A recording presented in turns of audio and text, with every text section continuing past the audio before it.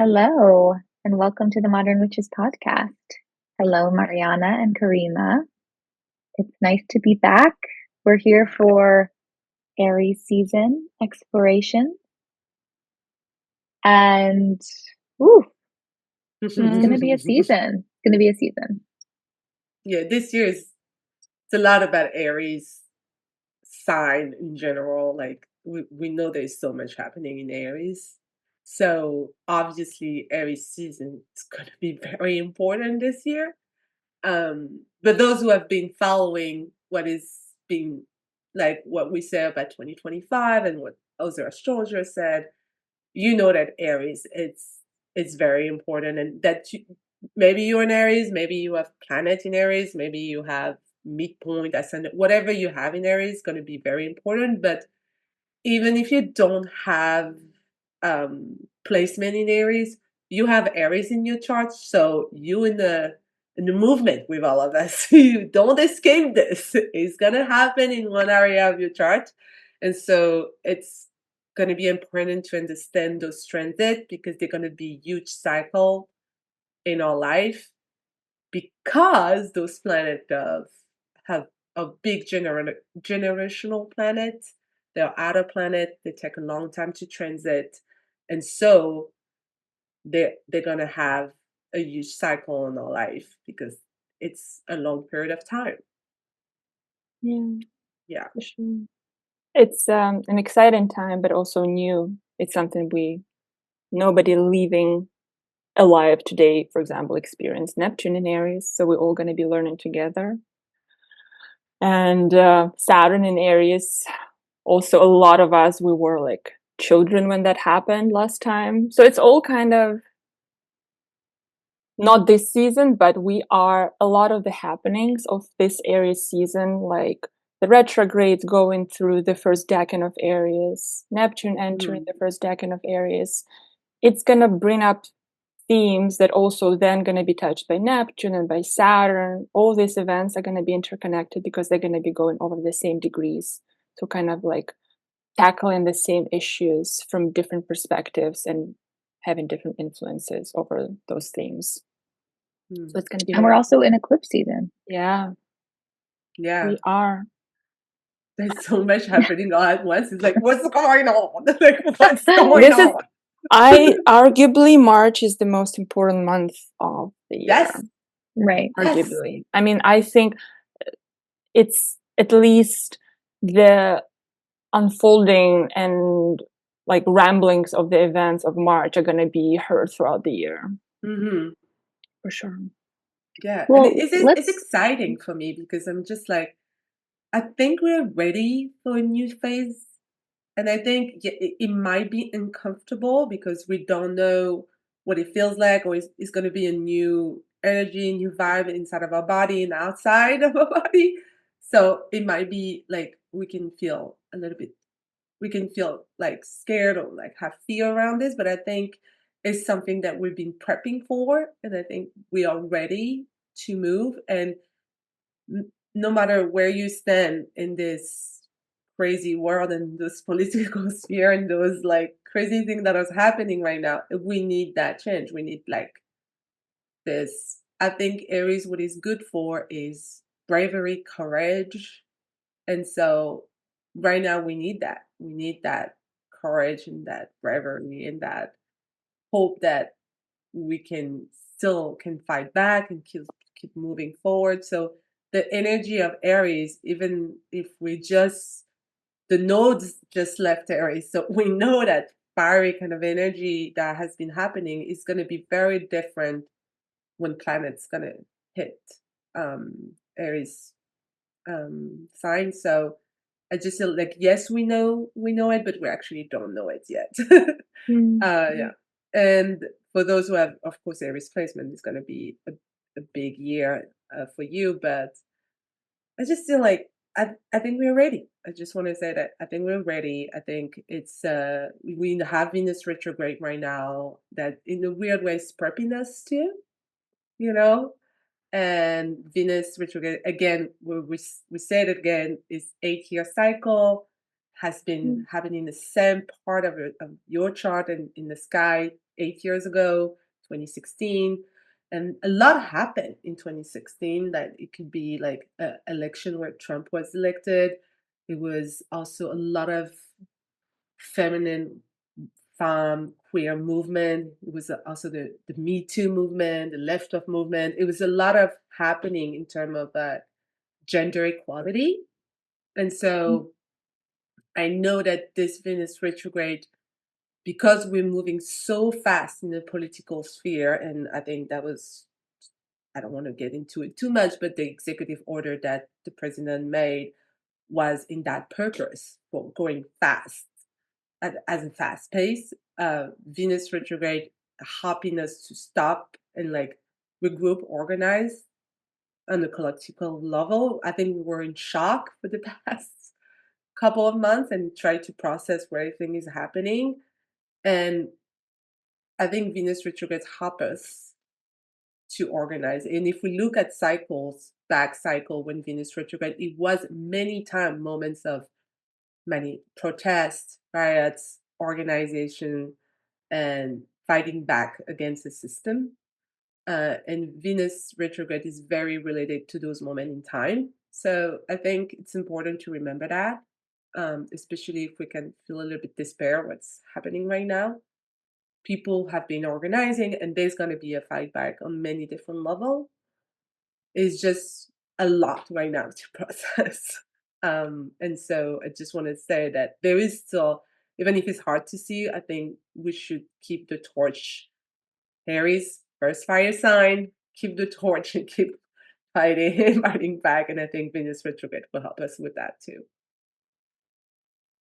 Yeah, first Aries is the first fire sign. It's the first sign of the zodiac. It's the initiator of the zodiac cycle. So that's something to also keep in mind, is that when we're talking about these cycles, we iterate on them and we grow upon what has already happened. So there's space for us to take the energy of Aries, the warrior, and this moment of spring equinox where effectively it's, a new year beginning, and really take that to heart and include it in the way you move through the world, and think about the intentions you're setting now and how you're showing up now for whatever struggle you're a part of, and in what ways are you embodying this warrior archetype that is also part of Aries mythology, I guess, or archetypal makeup. There's so many ways to be a warrior that don't have to be destructive. So that's something that I'm going to be thinking about this season. That's a good reminder. I think like there's so many ways to be a warrior. It doesn't have to be all the time destructive. I think this is being very true. Yeah. When Saturn goes into Aries, it will force us to be a constructive warrior versus an impulsive one. Won't be, it can't, at the end of the Saturn in Aries, it will make us become that. And Neptune will be testing the illusion of the concept of the warrior a great deal. So much. It's like the question when Neptune go inside Aries, like it's so, we know Neptune, modern astrology, belonged to Pisces, and so it was so comfortable in Pisces. And since he came into Pisces, there's so many things that exploded in the spiritual world, because Neptune helped us to see kind of the unseen world, or that it was like part of our life in some capacity, and that there was tools that they can use astrology or tarot. There's a big revival since Neptune came into Pisces. That was one of the consequences of, having that transit. And now that we're moving towards Aries, which is Neptune is ocean, is like dream, is film, is like, in Aries is so anchored into the real world, and in such a fast pace. It's like it seems like it's like water that meet fire in a way. Even if like we know it doesn't work that way, especially with slower planets coming into a sign, but still there's something about it that is very disruptive inside of us. when we have kind of two like opposite vibe meeting each other. But it's also nice to have Neptune having kind of a, I won't say a reality check, but having kind of this boost, like that he's been so long in Pisces and he was so comfortable. It's like, hey, I can do whatever I want. I can swim that way, I can swim this way. Yeah. And like Aries is just forcing us to pull focus a little bit. And so, and just, very curious of how it's going to manifest in the world. Yeah, Neptune can also, I guess we'll talk more about Neptune, but also just one thing. It's in Pisces particularly, there has been a lot of things like cultural and spiritual appropriation and spiritual bypassing and sort of like all that kind of stuff that that was kind of like a shadow side of Neptune in Pisces. If you go on TikTok or Instagram, there's nothing inherently wrong in that, but that spiritual community, I don't know, it feels like a bit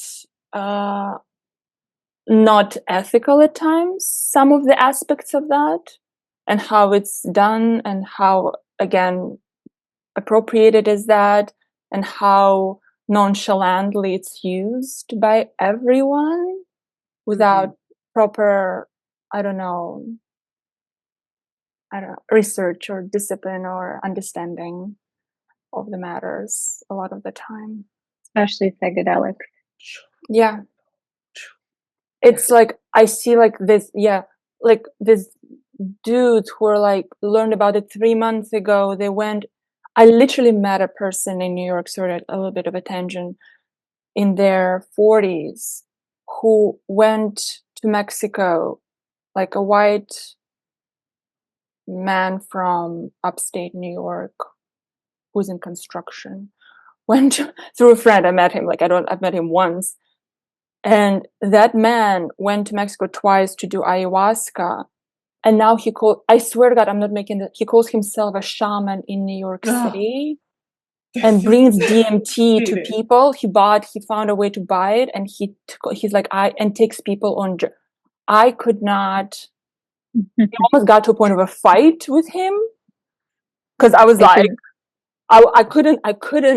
It's like a caricature of it is a caricature, thing. but they're like people who buy into that. People, okay, we're in specific circles, we understand certain things, but like, it's a lot of that stuff with Neptune and Pisces. So much. That was the river, and I think that's going to be a big kind of confrontation that we're going to have when Saturn's going to conjunct Neptune. That's going to be one of, I think, one of the consequences, that people's going to turn back to spirituality or being mad at the spiritual community, or saying that is BS or whatever, because we have so many people that don't wait for the process to kind of go through your body. It takes so long to actually integrate, practice. You make mistakes along the way. Like how many mistakes I did and still doing, by practicing, can be witchcraft, or when we talk about religion, I'm still learning. We're all learners, and we build up our knowledge with our experience. And having this is just very problematic. I very have a hard time to people that call themselves shaman. I would rather that they call themselves holding ceremony, whatever, but don't reappropriate a word that is part of a long cultural ancestral knowledge that is part of it in the world. And it's just like it's so many problems in that story that I couldn't believe that people, honestly, I couldn't believe that people buy into that, but they really do. I was like, this can't be true. It's like the thirst for like an experience of connection and sort of like this quick download of information, or accelerated, saturated, instant gratification of a spiritual experience is the real issue. in my opinion. It's the same consumerism approach to spirituality, capitalistic right. approach to it's like I can buy this thing, I can ingest it, and I don't have to like meditate for 100 hours or whatever, or put in any of the work. Yeah. Speed track. But I do understand that you can fall into that trap, especially when you get into it at the beginning. You actually don't know. You just you're just exploring, and so quick you can fall into that's why I'm kind of not mad, but like very frustrated, because I know people that were like, oh, I want to experience this, but I don't know anybody in that sphere, so I'm gonna believe one guy out there that do a great marketing and visual and photos and seems awesome, and and that's what is sad. It's just because it, like, you when you knew, how do you know, and so that's very hard, no matter how pure your heart is, or how you really want to get in that journey. But it's like how you don't get defeated by meeting people like this, and you're like, wait a minute, like, oh, is everything is BS, or is like just this person, like, having that common sense also to well, try again. hopefully, yeah, the people who are listening here and who kind of have an awareness of cultural appropriation, all these things, will sort of share that knowledge with people and like have gentle, meaningful conversations with people. And I hope that's kind of the community we're fostering here. But in true Aries fashion, I feel like we've like sped in all these different directions. So I'm going to like pull us back into focus. And we wanted to share a few things before we like jump into looking at the chart and going through the transits. One is we love your comments on our episodes, which includes questions you might have for us. So if you have any questions that come up as you're listening, definitely feel free to leave a comment on the episode, and we'll do our best to respond. Another thing that is exciting that we have coming up is some new offerings on our Patreon community. And if you don't know, we have a Patreon. The Patreon directly supports this podcast happening. So thank you so much for your contributions. For our patrons moving forward, we're going to start recording magic mini episodes. I did this thing earlier that like made hearts come out. Oh, here we go. Okay. Those who don't see the video right now, listen to the podcast. Casey just did a heart shape with her hands, and a lot of heart came out of that.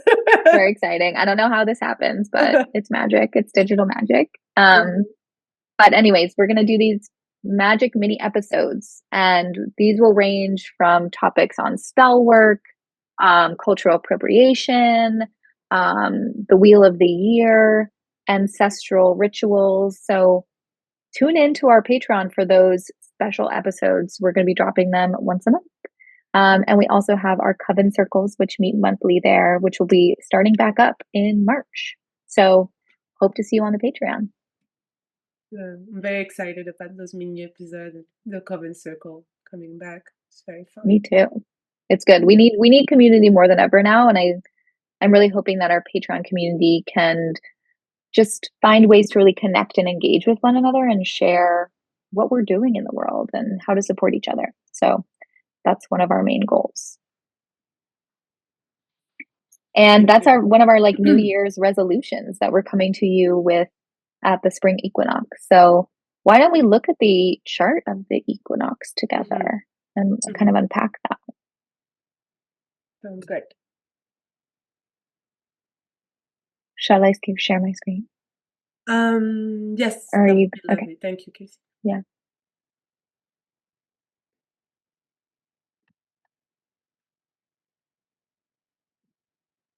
Can you see it? Ooh, Astro Gold, huh? I know. I'm using Astro Gold at the moment. I like my rainbow. Your rainbow is very cute. Thank you. So here we are, equinox, I believe. Here we have Aries at 0 degrees, right as the sun's ingress into Aries. And as you can see, Aries is stacked at the moment. We have Venus, Mercury here. We also have Chiron. And then we have, Saturn and Neptune sitting at that anaretic degree of Pisces here. And it will later go into Aries later in the month. So it's all happening.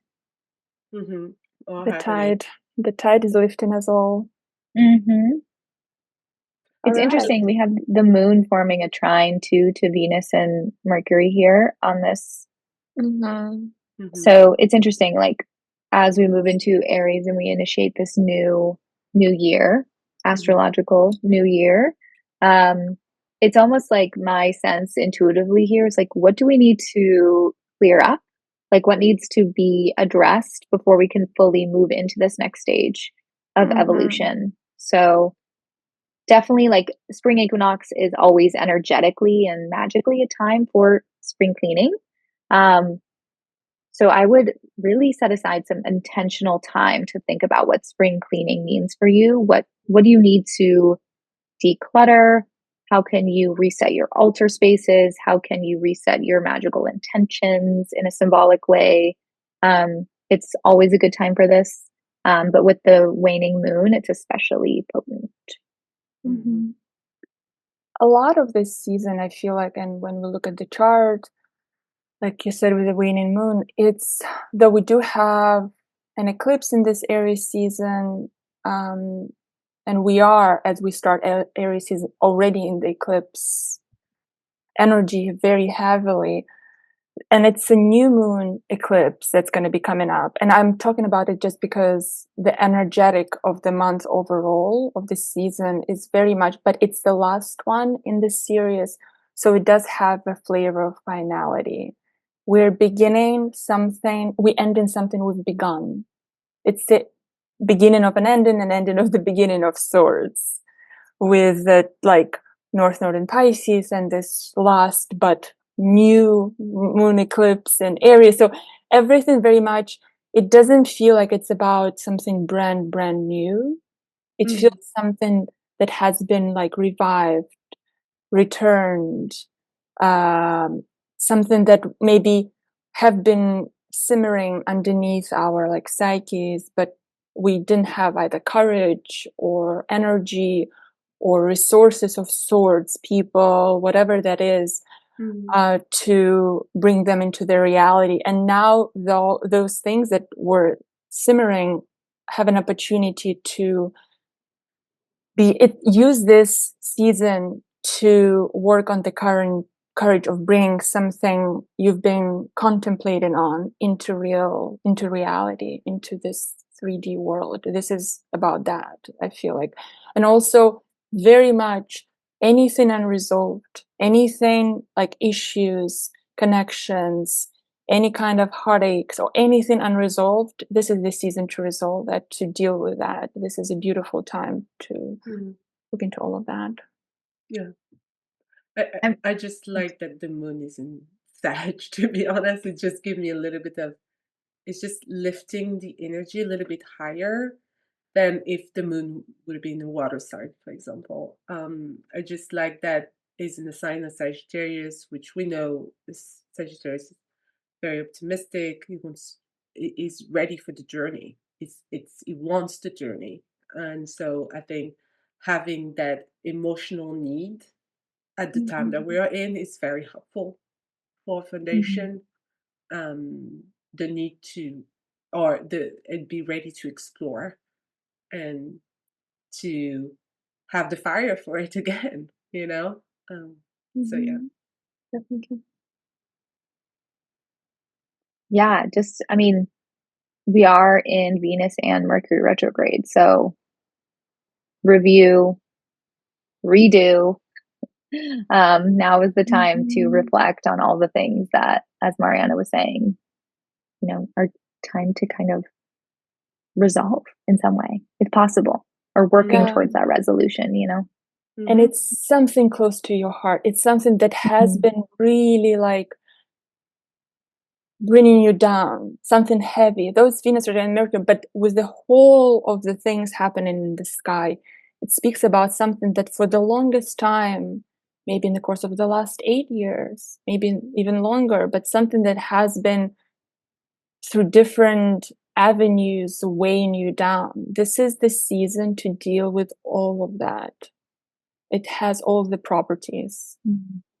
And you know, I always like think about Aries first house ego, like your identity. And I think there's something to be said for, you know, thinking about this time, this Aries season, as a way to kind of reconnect with the sense of your identity and authenticity. Mm-hmm. And like, what are the things that are clouding you from feeling authentic in your expression and in the way you express yourself, your identity, and the way people experience you. So, yeah.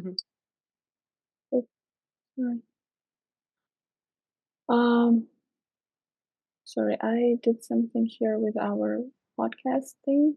Oh, here. Oh, yeah. So, right away, I mean, as we move into this Aries season on the 22nd, we have, let's see, we have the Venus Cazimi.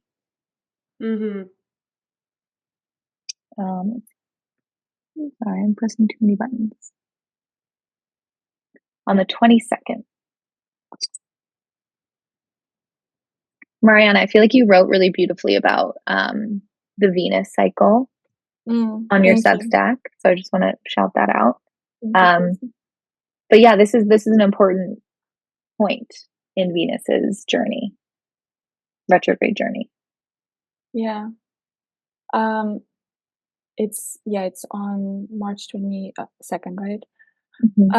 Yeah, it's kind of that, like we always say, this is like that coming back to life moment for Venus. It's always a half point within the retrograde cycle, the Cazimi of any planet. When it conjuncts the sun, it's through the retrograde, it's a half point of the retrograde.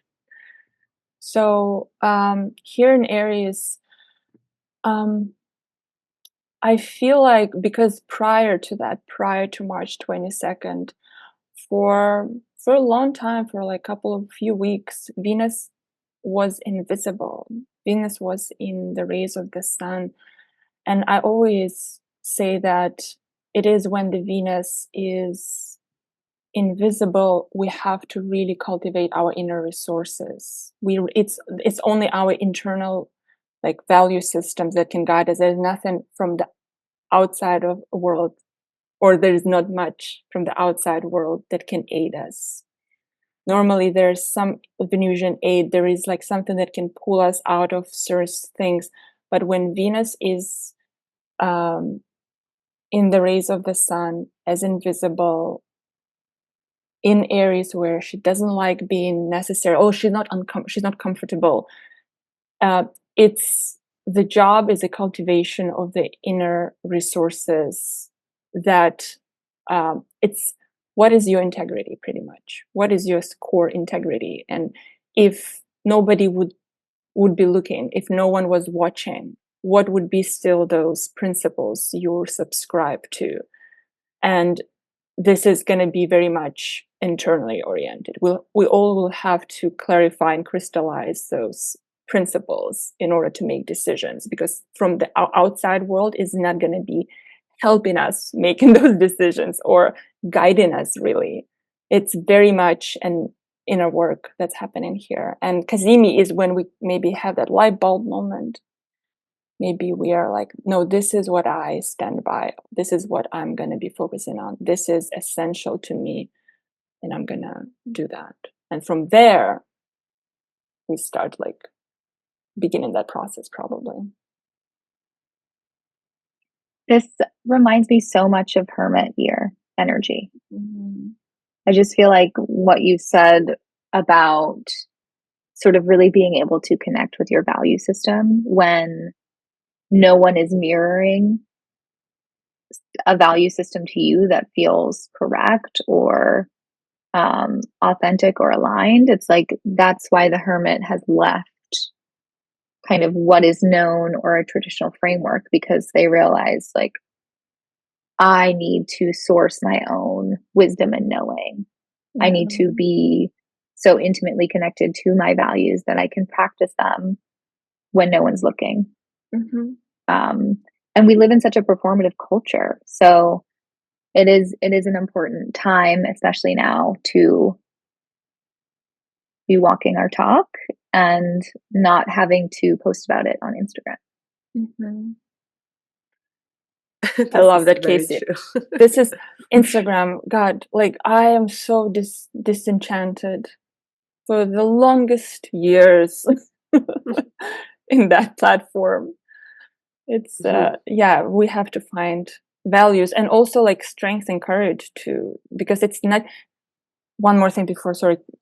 Moon is square Venus Sun Cazimi, the Venus Cazimi, I mean, is square in Moon in Capricorn. Moon is people. People feel the pressure of the world. And when you feel the pressure of the world, it's the hardest to connect to what's right sometimes. Mhm. This is a very, very sharp moment here. Mhm. This is Cazimi of will. Let's call it like Yeah. something like And that. just to also jump on what you're saying, the pressure of the word, and what also Casey said about Aries, and then the mirror that the world is, reflecting.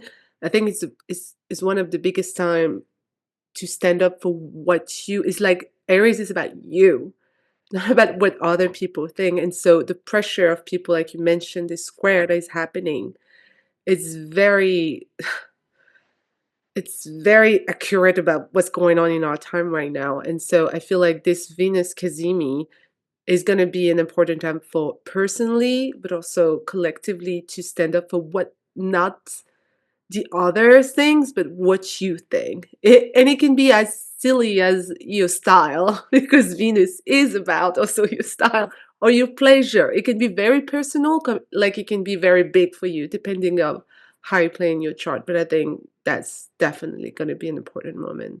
Yeah. Mm-hmm. Yeah, and the rule of that Cazimi Mars is still in Cancer. It's direct, but it's still in Cancer. It's functioning. It want to hide. It want to just go Be into the that crab crab. shell. Yeah, just be That's a we crab. got the same. It's been too difficult for too long. Like, let me walk on the side. I don't want to go front. I want to still Yeah, but walking the from the side. moon, the rule of that Mars, if we go to the chain of rulership, is in Capricorn. So we have to take responsibility. There's no way out. Absolutely. Yeah, and I mean, it's interesting. We have this Venus Cazimi, and then just 2 days later, we have the Mercury Cazimi. So, Yeah. oops.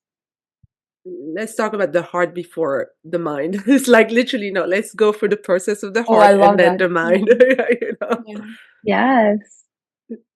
Which It's a so often it's the story. opposite way around. I think Hmm. we're our culture prioritizes that intellectualization so heavily. Yeah. Um, Yeah. that I think it's so important to go back to the heart. Mm-hmm. Yeah. So here is on March 24th, we have our Hmm. Mercury Cazimi. Hmm. This Mm-hmm. week is going to be, Hmm. so look at your calendar. Don't do What's some going bad on things. this week? Yeah. A lot. Um, I already know that a lot is happening there for me personally. I have like people visiting from New York. I have like there's like things happening in the beginning of March a lot for me. But it's sort of like I don't know, but I love the Cazimis. I really do. I love this one after another, this sort of like kind of shots of light in they're this like resets almost, like we've talked about that before. mhm, Yeah. murky energy. And it's like this, like shots of light. It's like this, there is a glimpse. We know here, we feel, like Rima said beautifully, the heart before the mind. We feel what we need to do. And then we know Mhm. that this is actually right. This is our mind catches up with our hearts, kind of thing, right? Like what you said. It's beautiful. Um, again, it's not, again, the ruler of that Cazimi, Mars in Cancer. Moon again, still in Capricorn, but it's incredible how it ends up in Capricorn, where it's like, you gotta take responsibility. I'm sorry, I'm like repeating myself No, over that and was very over. good. I didn't see that, and when you said that, I was like, damn, damn, that is true. You know? Yeah, but like then we can take it further. Saturn is in Pisces, and it's on the way to that Aries point. Mm-hmm. It's like, if you don't do this now, if you don't organize internally through this last degrees of Saturn in Pisces, if you don't get your emotional ducks in the row, you're gonna be hit when Saturn gets to the Cazimi points, the Venus Cazimi, the Mercury Cazimi in Aries. It's gonna be like a reckoning of sorts once Saturn gets there. Well, also, we have this Chiron in Aries squaring Mars in Cancer at 21 degrees of Cancer and 21 of Aries. Yeah. So people who are having their like Chiron returns and have Chiron like at later degrees of Aries. I know a lot of folks in my generation will also have Chiron in Cancer. This is right where my Chiron is in Cancer. So if you want to talk about pain, yeah, here it is. But I think what you were saying is really important with this sense of like responsibility. And what I've been thinking a lot lately, especially because of this transit and everything, is yes, responsibility is the ability to respond, but we have to know how to respond. Sometimes we don't know how to respond.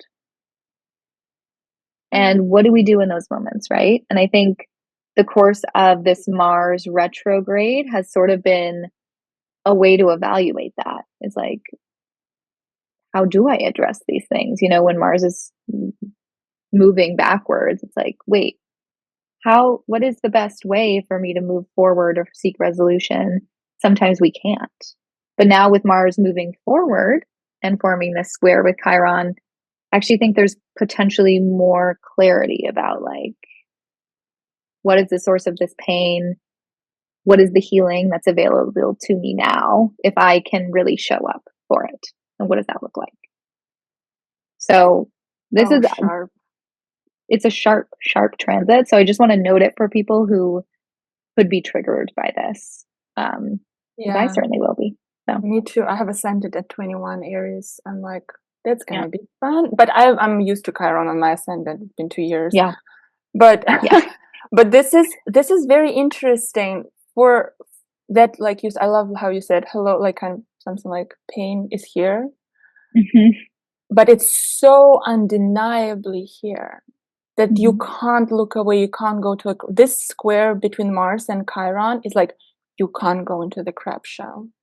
This is not going into the crab shell. This is heal that shit. Karima. Oh, Karima, we can't hear you for some reason. Sorry. It's so interesting because I'm going to talk about me personally, but I have Jupiter in 20 degrees in Aries. And so I feel it very differently because of the nature of Jupiter. And I feel it in my faith. What do I believe? Who I believe, like where I want to expend my reading. But in more transformative way.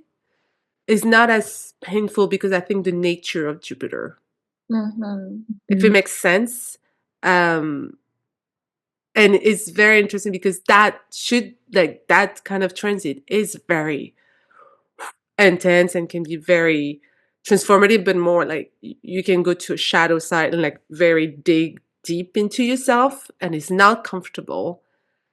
Instead of what I'm experiencing because of the Jupiter nature, it's not comfortable because you question yourself, and you don't like to question yourself because that means what you believed before is not true now. So it's always a thing of transformation, so it's like disturbing, but it's more, there's more pleasure into it than, or more optimism. I don't know what I'm saying, but so I just wanted to add on that yeah, it can be very transformative, and it depends of the planets you have in those degrees. Really. That there is something Yeah. very deeply transfer, like there's something that is digging. Like it's a. Chiron will do that. Yeah, Mhm, it's so right.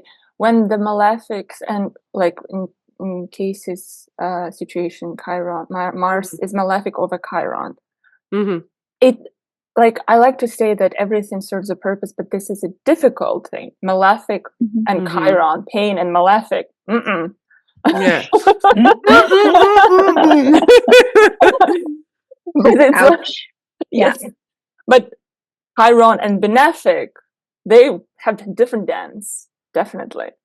Because there's such Mhm. a link with Chiron and but Jupiter, because it's linked to Sag, and Sag and Chiron has such a similarity in terms of knowledge, Totally. Mhm. centaur. There's a link Archetype. that we notice. And even when I saw it in different chart, when you have Chiron that is linked to Jupiter, Saturn side, there's something that is different because those two are kind of linked in their theme and archetype. There's some bridge that can be made. And so it's going to be different for those who are going through a transit like this. But yeah, it's still, you have to dive. You I have just to had a just I just had an go. interesting thought about what you just said.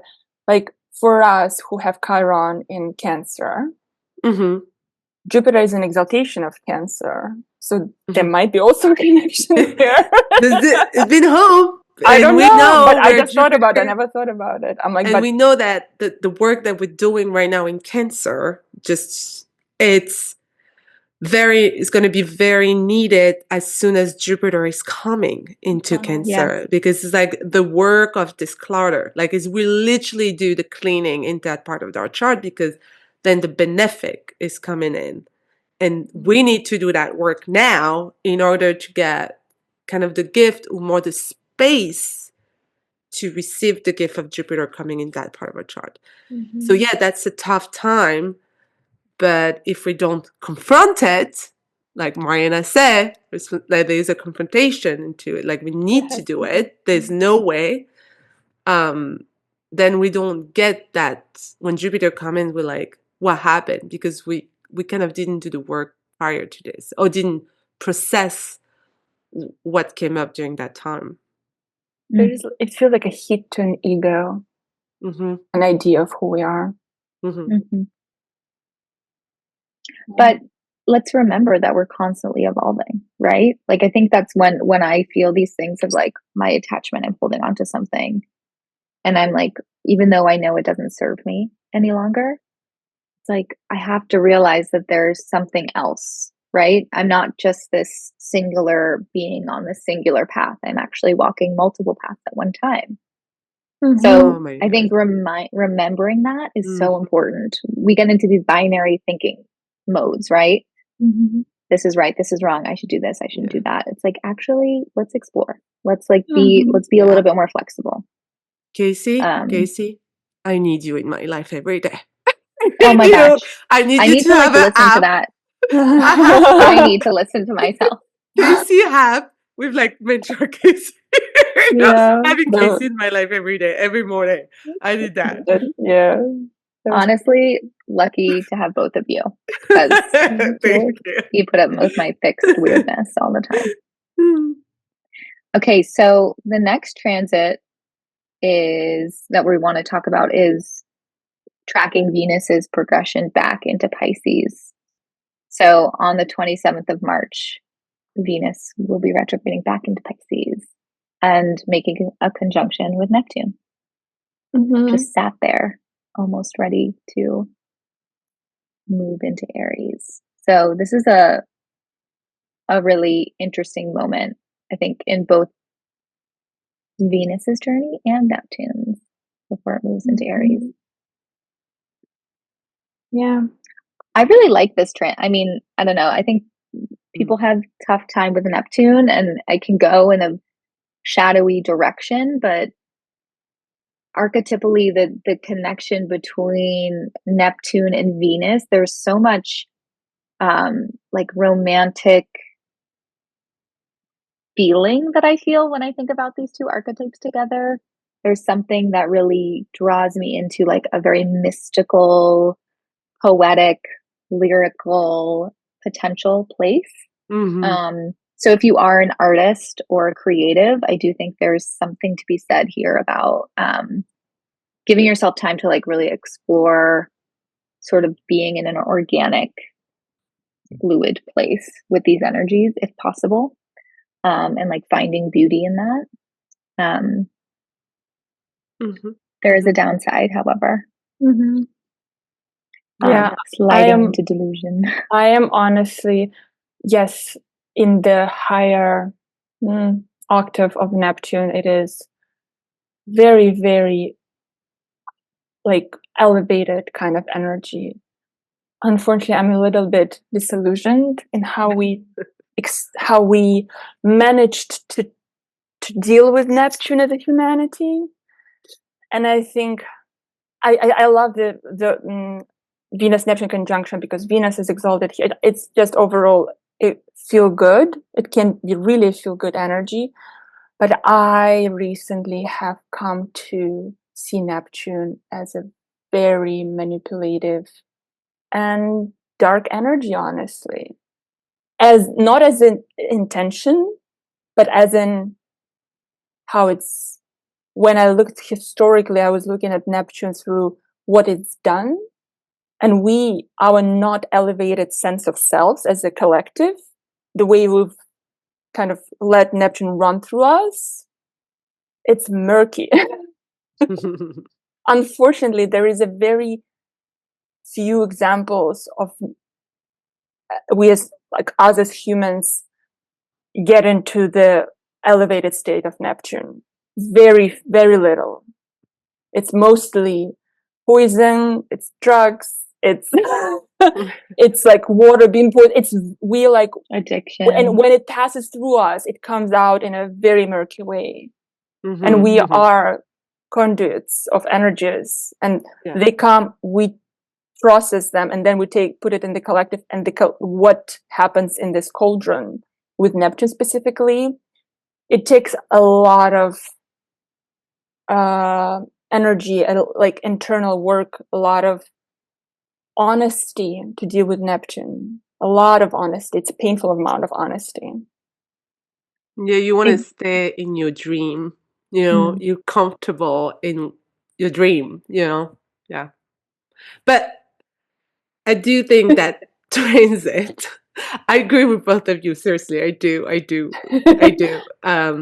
But I just feel like when you have Venus, it's like how you use it, right? It's also this. And when we're going back to Venus, going back to Pisces, Venus with Neptune, I feel like with everything that's happened in Aries, with this Cazimi, this kind of purge that happened, there's a kind of like, okay, we kind of like went through the fire, you know, and then basically rebuilding ourselves in Pisces. That is kind of the story. But I feel with the nodes in Pisces, there's something that like deeply healing with Pisces and Neptune that can happen if we use it right. And when I say use it right, there's no any like everybody heal differently, but I feel like using different tools that are maybe more holistic, that will help with a Venus transit in Pisces. Like I'm thinking, for example, EFT tapping, you know, tapping into your unconscious with different tools with Venus conjunct Neptune. Neptune's helps you. Also, yes, it's about the dream, it's about like it can put like rose glasses on you, but there's also going deep into your unconscious and seek into it and having pleasure with Venus to seek into it and not be scared of putting the light into that unconscious. And so I feel like with method like deep meditation or EFT or theta healing or any type of meditation when you can drift away and it's pleasurable, you know, I feel like that type of healing is welcome into that transit. And it feels so good because it's like you kind of controlling it without controlling it. You're using the tool that Pisces and Neptune like to get to this. And I think when when you don't let yourself drift away and like having no control into that transit, that's where you can fall into the Yeah, downside, you know? It's the container. escapism. Yeah. But I It's the was just thinking container. of healing because I love using those transits myself, especially to do theta healing or tapping, because for some reason, you know, when you tap, for those who knows about it, like you start with like what is blocking you, and like things are coming up, like this thing that you kind of like say that I didn't think I had in me, you know. And it's just like, why am I saying this? I said it's probably inside because you're in the mode of tapping and like Mhm.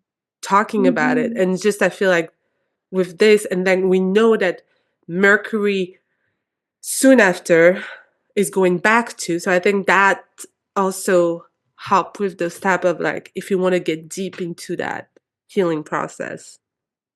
Can I add It's something to like, that? yeah. No, go ahead, Sorry. Yeah. Cassie. Oh, I'll just say quickly, I think what you said was really spot on, Karima. It's like with so much intensity, it's important to go back to a place where you can resource yourself in a healing way. The issue that we can see with this transit that I think, Mariana, you were alluding to too, is like the tendency for escapism and the desire to like just stay in the blissed out place and not Yeah, be grounded and return back to the present or reality or, you know, the things that need to be attended to in our lives. So just be aware of like your desires to cope in ways that are not healthy, um, because that can be really up with this transit. definitely. The intention is everything, and I wanna like speak about. So it's I just see this kind of like very. It's good for artistic work, like Casey said. It's good for any kind of healing work, like Rima said. It's all there. It has to be the ruler of that conjunction. Jupiter is in Gemini. Gemini is associated with effort. It's actually skills and effort that we do on daily basis. This is what we need to do. There is something that needs to be like extracted. So like, for example, people can just like, I don't know, do something to escape the reality. I don't know, get drunk. Nothing, if you like love, for example, and be like, and you will feel good. But this is again a wasteful energy for this wonderful transit, in my opinion. Rulers in Jupiter, it has to be expensive, it has to be knowledge centered. It's something like where like writing, I don't know, drawing, something that connects to like working with hands, go gardening, like doing something that has this Gemini, Jupiter and Gemini aspect to it, because the ruler of that, and because it's still, and again, because it's Jupiter and Gemini, it can Reading a great novel. reading Fantasy something novel. definitely, Mhm. but it can make you like, oh, I want to do this, and this will make me feel good. So kind of like grounding yourself and using this transit. Yeah, I can definitely relate to that. Because during those trends, especially the past one last year and the year before, I left myself drift away. Definitely during those Well, you have trends. Moon in Pisces. So Yes, that's why I do. That definitely will do the work, but it is real. The downside is brutal, and the disconnection also with people living around you, and like it's real. It's real, definitely. As always, there's always a bright side and a shadow side. Totally. Yeah. I love the term that I learned from the astrologer Carolyn Casey, hmm called the toxic twin, which is like Oh. usually our coping mechanisms are toxic twins of like the healthy expression of catharsis that like would actually be the most like healing and beneficial for us. So it's like drinking is like the toxic twin of some kind of like uber relaxation moment or yeah, or just like speaking your truth or like having your feelings, like really experiencing your feelings. So think about that with this transit. It's like, what are my toxic twins? And Yeah, even just like having we all awareness of have them. them. Yeah, even just having awareness of them is helpful, right? Because you're like, oh, I'm doing this thing, and you can consciously choose to do the thing and do it in a way that's like, oh, I'm just letting off steam now. Yeah. So, and I just want last thing on this transit. It's Pisces, it's compassion. If you do any of this, do not beat yourself up. If you do any of these things, if you feel drawn and the emotions take over, and you like decide to indulge in some vices, so be it. As long as you are like understand and you're compassionate and it's all there, okay. You'll have another opportunity to learn. No shame here. Yeah, no shame. So the next very important transit on the radar is this. Karima, your Sorry. face, like I'm like, solar eclipse. I was like, yeah, that's true. That's true. Sorry. Here we go. I forgot sometimes that we're filmed. I'm just like, I know. We get really into it too. Those energies. Yeah, we get so into it. Yeah. So yeah, solar eclipse on March 29th. It's the last one, right? Yeah. In Aries. Yeah. I'm like, yeah. Yeah, me too. I'm like, yes. Over with. But it's also meaning like a closing chapter, and that definitely speak to something that started 18 months ago, or 2 years ago, depending of how you see astrology. But there's definitely a closing here, and it's a charge it for me. Like, I think, like, when I see it, there's so many things happening in that solar eclipse, and I don't think it's the closing that is quiet. It's not like a quiet closing. I think it's a very loud one. But yeah. Agreed. Feels that way. I mean, I don't know. I know you all have Aries placements, strong Aries placements. I don't, but this eclipse cycle was just like so dramatic. And I'm an eclipse person, and like I was born on an eclipse, so eclipses are like, that's when things happen for me. And this was just like, the level of drama was so high. And I think it's like the fire nature of Aries for me, just like it really shoves you into action. Like a lot of other eclipses, there's more like emotional undertones or like subtler ways that the things are happening, but things are catalyzed in a big way. They have been for me. So definitely. And for everyone, I just want to make a note that eclipses are connected to nodes of the moon. So moon is the key here. So this is eclipses always hit us close to where the home is. Always. No matter your moon, the house ruled by the moon in your chart, no matter what's happening, is always going to be involved with any eclipses. Always. So like for me, for example, it's like my fourth house. Always, like the last, it somehow doesn't matter where the nodes are, where the eclipse is, it's something with my home. Always. So it's very interesting how this is, and what I like, and I'm just going to bring a little bit of a silver lining to this eclipse. There's a mutual reception between Mars and the moon. So they are having a conversation. There is an exchange, because though Mars doesn't like being in Cancer, but it looks at the moon and helps them. It's like, because moon is in Aries and Mars, like, so that's what you do, you're at my house, and moon is like, well, that's what you do, you're in my house. They have this interaction. It's an interaction of a little bit of friction, and because it's square happening here during the it's white, but I'm taking it, the eclipse with the new moon eclipse with the Mars, the ruler of that eclipse, Mars, is in Cancer. It sort of helps us to make the very necessary changes. This is a sharp new beginning of something that has to be done. It has to be like we keep repeating the same things, but this is the start of a 6-month cycle of something that we might not even want to do, but we have to do. It's very much have to do. It's very much mastering the courage to do something. And the result of that new moon eclipse will be within the 6 months. It's not going to be in Libra. The next series of eclipses are going to be in Pisces and Virgo.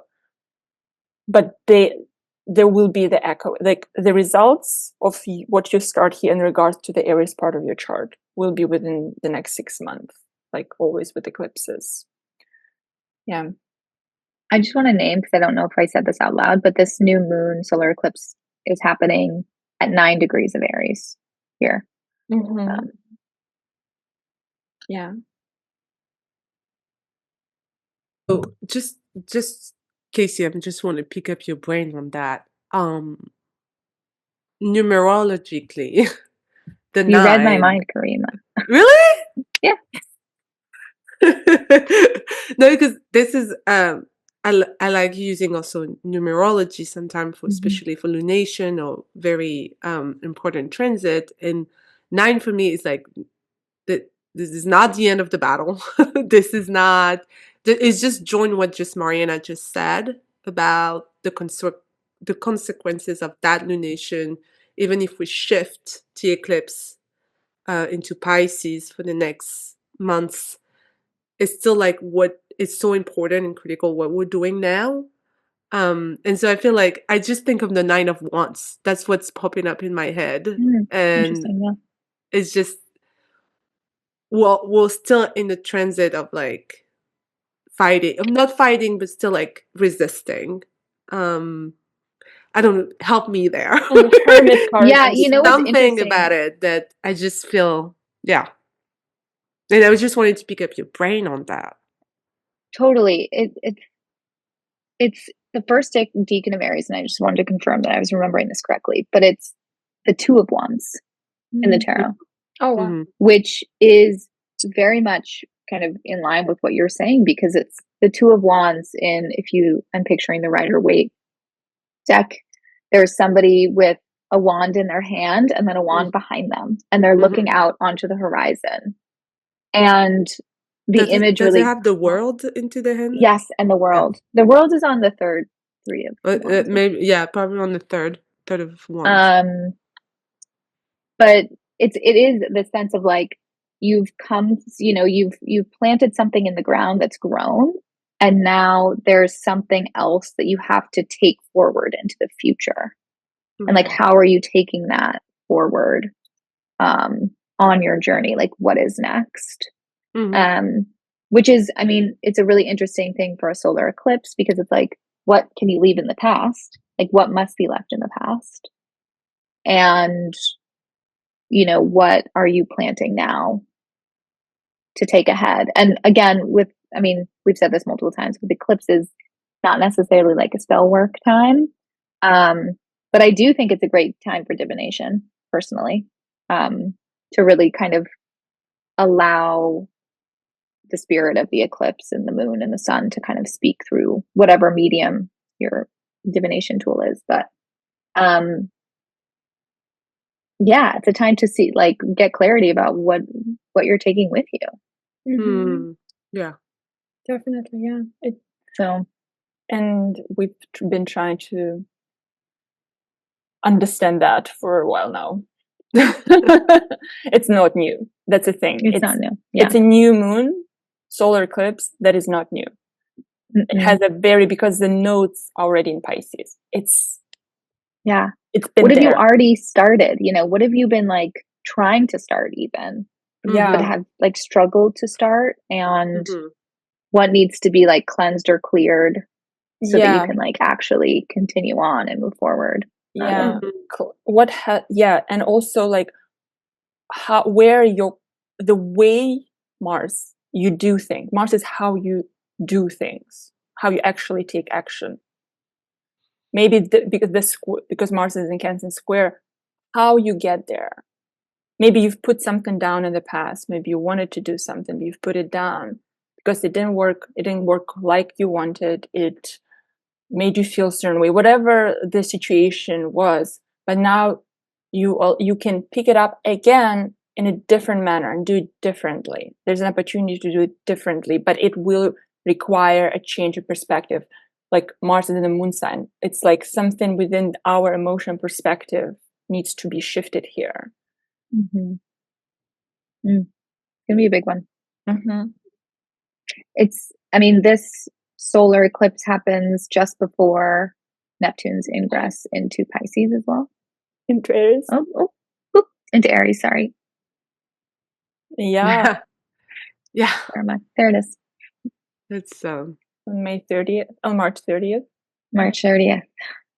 Yeah. So it ushers in a sea change almost, which I think is really lovely. It's like, okay, we're initiating a whole new phase of like being spiritually attuned, and relating to,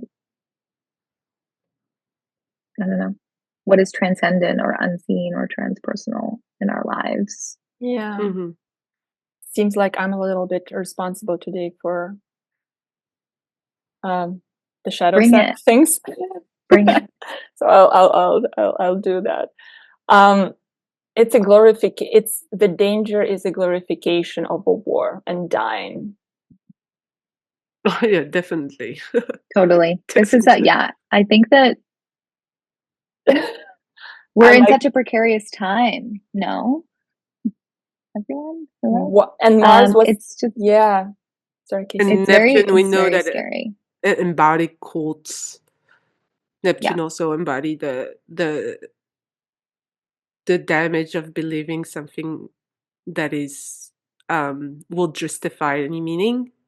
It's nationalism. Yeah, Mhm, Nazism. It's white supremacy. It's like fanaticism. And I know Definitely. we know that it's rising everywhere. And they have this coalition that they're building all together around the world. That is very scary. Good news about those systems, they never last. They can come to power, they never last, but the passage through that is not an easy one. They don't have a capacity to last. Just by the laws of nature, they don't have a capacity to last. That is something to... Sorry, go ahead. Like a silver lining. No, that's it. It's just... I was just thinking of also one of what is interesting about this Neptune is also is gonna conjunct Saturn in that time. Not exact, but it's gonna conjunct Saturn. And there is, like last time that it did, the Berlin Wall shut down. There's all this thing with South Africa that happened. And that was in order to connect people, and I'm like, how this time in Aries, how is going to manifest it? It's going to be the opposite. It can be. People expect the same, but it can be totally opposite. Exactly, because I'm like, the nature of where the conjunction happened is very different. And so, and our time, our history is different, and so I'm just wondering, like, the hope, like the Pluto in Aquarius, we're thinking the last time that he went, there was two, like, revolution, American Revolution, French Revolution. There's so much happening. Workers' rights, human rights. There's so much happening in that time. And so we expect the same result with Pluto in Aquarius. And we might need to see first a big peak of like the intensity of what is wrong before even like having those systems fall down, and I think not talking about that first phase of like having a peak of something that is awful first, before having those systems fall down is probably, for me, what is going to happen. And we already talked about it with Mariana one time also. So I just feel like Neptune entering Aries at the beginning, like baby degrees, the 0, it might be like we seeing live even more through media, through acceptation of like social acceptation of that type would be Sacrifice. the Aries is sacrifice. Like I always say, Yeah. there are two sides to Aries. It's either like a warrior that is aligned with their personal inner like core sense of Mhm. self, or it's a Mhm. sacrificial lamb. Mhm. And Neptune go in there, boy, this is a heavy sacrificial lamb energy. Yeah. And it takes a lot of Neptunian consciousness, high consciousness, understanding, not being sort of bent according to someone else's ideas of what the world and your life and what you're worth. It's a quite, this Venus retrograde, as its Neptune goes into Aries and Venus also in Pisces, but coming back into Aries, it's sort of like not bending your personal value of your life to some collective idea of what your life costs. Beautifully said. Yeah. So. And also thinking about that, just also not in terms of necessarily going to war, but what are you willing to sacrifice now for the greater good? Mm-hmm.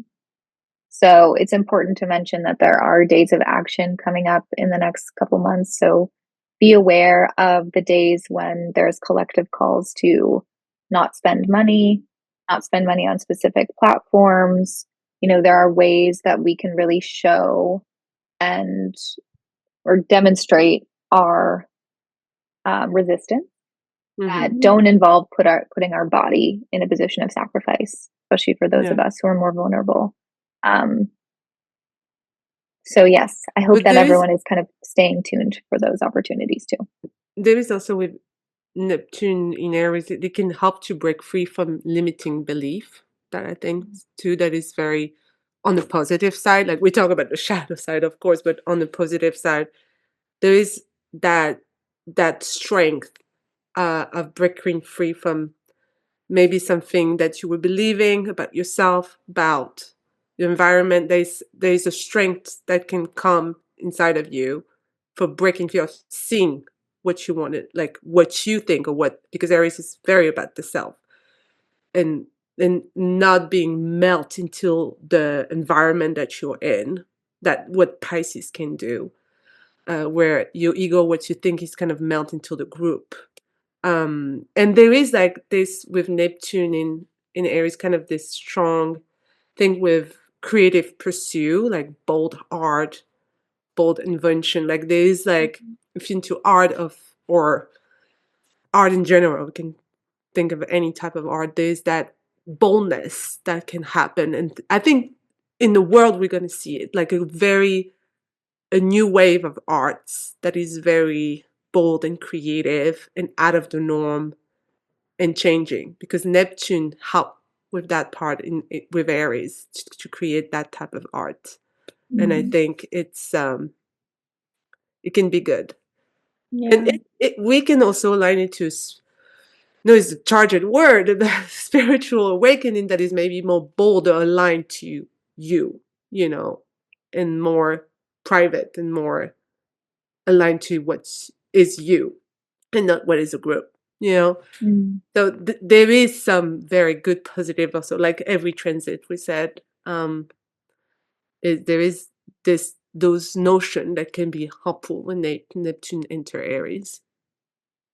And we'll be tracking it and talking about it for a long time. So we'd love to also hear about your thoughts about how this might come up, or your sense of how it's going. So definitely please leave us comments and we'll be sure to engage with you there. Um, this was our last transit for this part one of Aries season. It was a big episode. There's a lot going on. I hope that everyone out there is really making sure you're grounding and doing the best you can to have moments of genuine self-care and reflection, and connection with other people. Definitely. Thank you for listening, guys. Yeah, thank you so much for listening. Oh, I want to mention a couple things too at the end here. Our coven circles are coming back. I know I already mentioned that. And my books are open for readings, and I know Mariana, you're also available for readings as well. So if you want to connect with us more deeply one-on-one, privately, please check us out, and our things are linked in the show notes, I think. So thank you. Looking guys. forward to connecting, and thanks for listening. Thank you.